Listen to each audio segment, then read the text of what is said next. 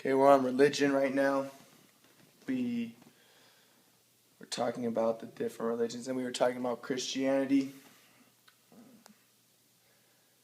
I wanted to talk a little bit more about a few other things. One thing I just want to say that's interesting is, what joke does everybody say when they're a little kid? What joke does everybody know? Why did the chicken cross the road? It's an anti-joke to get to the other side. But the funny thing is, why did the chicken cross the road? We have the word cross in the joke that everybody knows. The cross is essential, important to everything. So let's continue.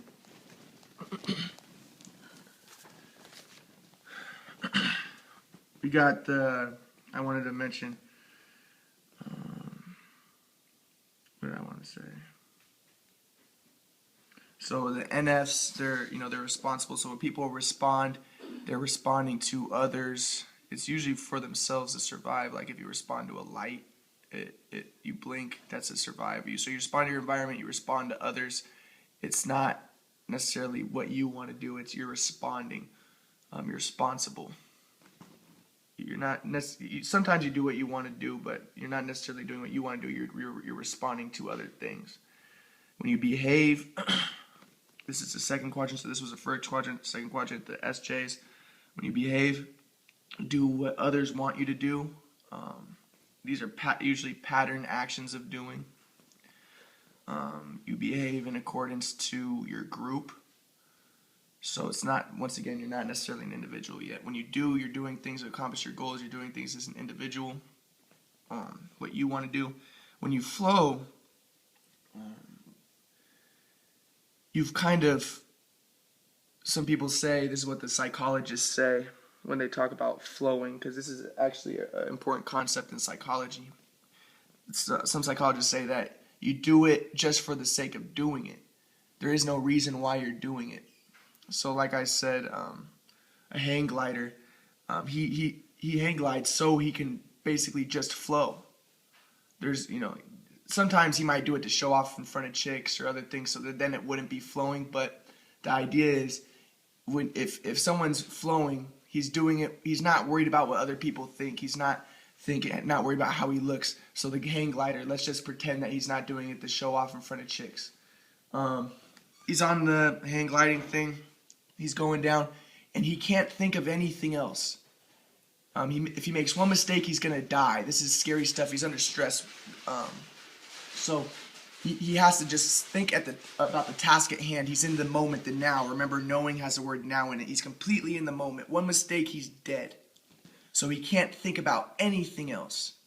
And this is what he loves about it. If he starts thinking about, man, what about that fight I had with my girlfriend, or what about that fight I had with my mom? If he's thinking about that at all, he's gonna make a mistake and he's gonna die. So he has to flow.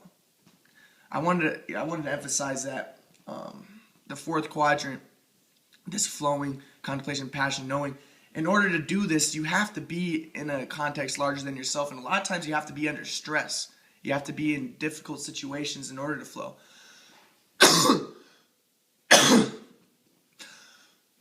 Situations where you can die in a lot of cases. Remember I said that knowledge is death. They bite out the tree of knowledge, the apple, and he dies. Whenever, after Jesus is crucified, there's the death and then the resurrection, but right after he dies, the centurion says, then he knew that the Lord was with them. You see, when they cross the river, this is crossing from the old, this is when the Israelites cross the river, crossing from the old ways in Egypt to the new Israel. And so no coincidence that they emphasize the word crossing over and over again. They crossed the river. At this death of the old, the birth of the new, they say that they knew that the Lord was with them.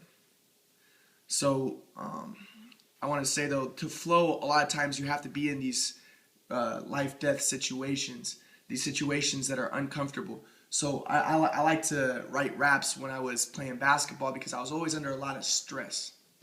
And when I was under stress, just the flow would, I would just have to let out my energy by writing, and I wouldn't be thinking about anything because I'm under so much stress. I would just write, and when I would write, I wouldn't know what I was writing next to it. I would just let it out, and the stuff was really pure, really good stuff.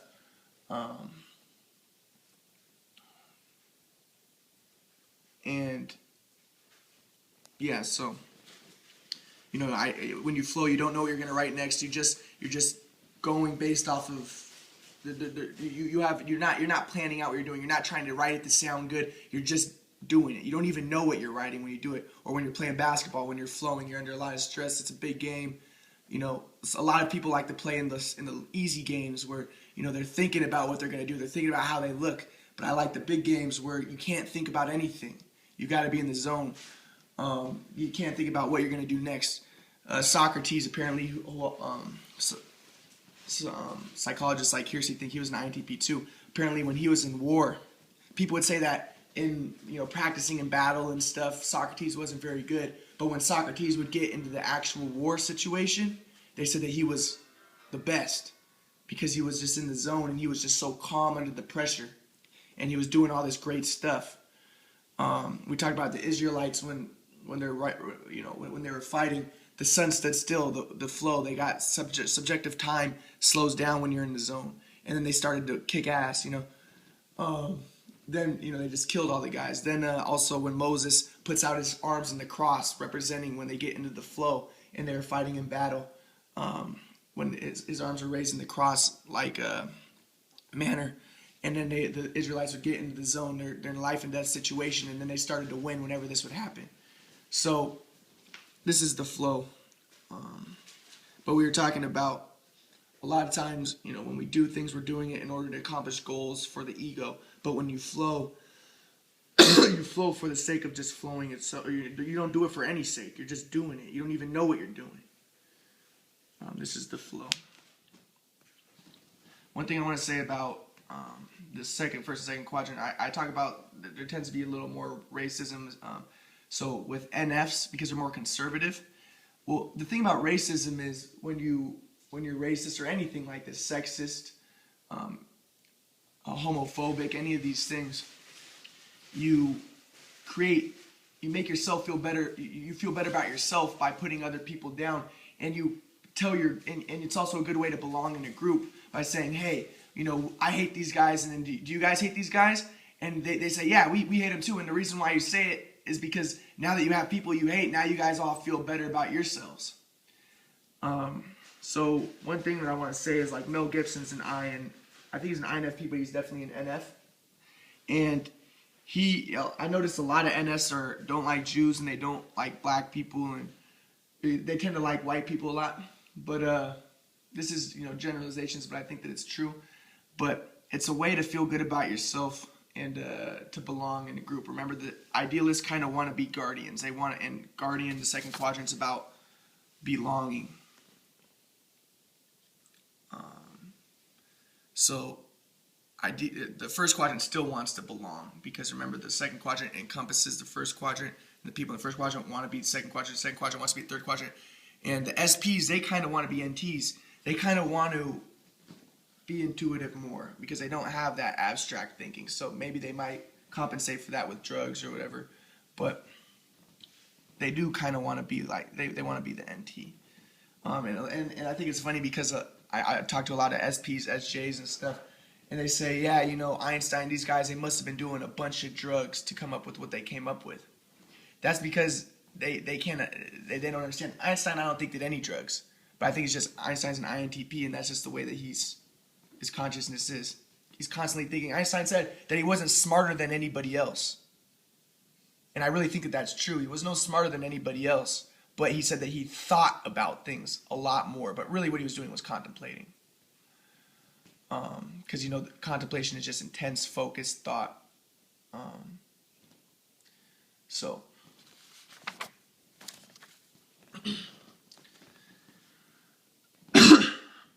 All right, well, back to this. I remember I talked about Buddhism. It's the non-violent. This is first quadrant oriented. The Christians, they're family oriented, but this is the same thing as SJ, the second quadrant. If you're an enemy to a Christian, though, even though they're family oriented and nice, they're gonna not like you and they're gonna be mean to you. And you look at them, the Crusades, all these wars being fought. So this is what characterizes Christianity. Then you have Islam. Islam is characterized as being violent, and being, people demonize Islam a lot. But this is the nature of the third quadrant. The third quadrant is always demonized. Then you have Hinduism. Hinduism is more philosophical. The fourth quadrant. One thing I want to say about Islam um, is that just talking about the Twin Towers, 9/11 incident, where we have the same pattern. You look at a lot of most of these terrorist attacks, you actually see the pattern. So you had the duality. One plane hit a twin tower, the other plane hit another twin tower. You have the duality. Then you have the triad. Another plane hit the Pentagon. The interesting thing is people say that this was all fake, that this really didn't happen, that this is a conspiracy. And the thing about that is, when people say this, I listen to some guys. They say, "Oh, come on, how can you say that? You guys are anti-American. You guys are blah blah blah." The fascinating thing is, I like it when people talk about conspiracies, because what are they doing? They're starting to question reality. They're starting to question what is real. Did this really happen? Does anything really happen? When people question anything. So, I could get upset when there's people who are Holocaust deniers, or I can get upset when there's people who say that Pearl Harbor was manufactured by the government. But don't get upset. The reason is because what the people are doing is they're starting to question what is real. And this is an important philosophical question. Is anything real? We talked about the Matrix. What is real? Is this manufactured? Is everything a conspiracy? All right. So we got the Twin Towers, the duality. Then we got the triad. And this is the Pentagon. So the third quadrant, right? The Pentagon is a CIA building, military. It makes sense that this would be the third one hit. The Twin Towers are social buildings for trade and stuff. Then you have the other plane that hit nothing. Remember, the fourth quadrant always doesn't seem to belong. We have, once again, the form. Okay.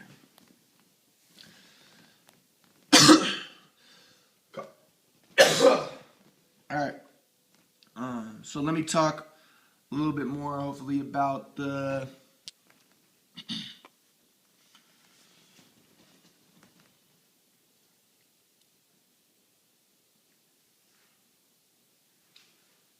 Actually, I'm gonna stop this one now and then start up again in 1 second, hopefully.